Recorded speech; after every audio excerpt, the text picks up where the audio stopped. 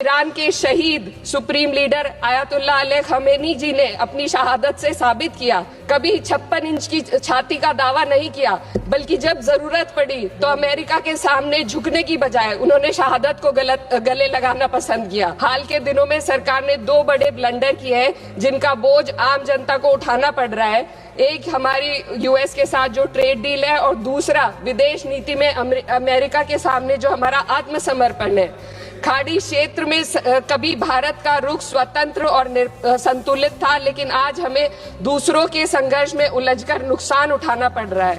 Iran America Israel विवाद में Bharat Asia का सबसे बड़ा नुकसान उठाने वाला देश बना है। चीन सस्ता तेल लेकर अपने नागरिकों को राहत दे रहा है, जबकि हमारे यहाँ एलपीजी और पेट्रोल की कीमतें लगातार बढ़ती जा रही है।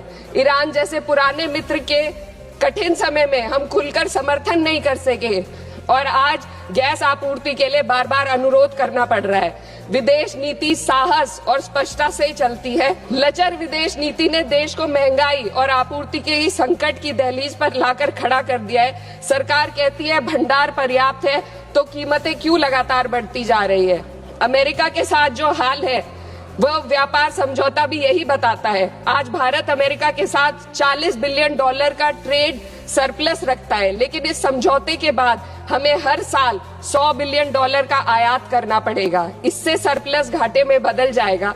इस ट्रेड डील ने देश के किसानों को अमेरिका के अमीर किसानों के हाथों बेच दिया है। अगर ट्रेड डील करनी ही थी तो पहले देश के किसानों को अमेरिकी किसानों की तरह भारी सब्सिडी देते, उन्हें तैयार करते और फिर ट्रेड डील करते।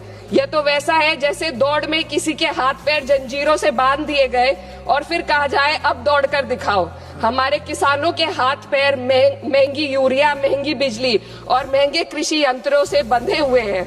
अध्यक्ष महोदय, फाइनेंस बिल पर बात हो और महंगाई पर बात ना हो तो आम लोगों के साथ अन्याय है।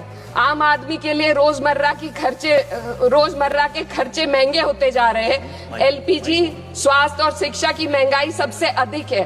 सरकार 2025 में महंगाई को 1.7% बताती है। सर 2 मिनट बस कंक्लूड कर रहे हैं। लेकिन मेडिकल महंगाई 14% है, ये एशिया में सबसे ज्यादा है और शिक्षा की महंगाई 12% तक पहुंच गई है। कई परिवार अपनी आय का आधे से ज्यादा हिस्सा सिर्फ एक बच्चे को पढ़ाने के लिए या उसके विवाह करने के लिए खर्च करने पर मजबूर है। पिछले बजट में वित्त मंत्री ने एम्प्लॉयमेंट लिंक्ड इंसेंटिव स्कीम की घोषणा की थी। उम्मीद थी इससे 4 करोड़ नौकरियां बढ़ेंगी। 2 लाख करोड़ का बजट भी दिया गया, लेकिन ये योजना एक भी युवा को नौकरी देने में असफल रही। इसी तरीके से पीएम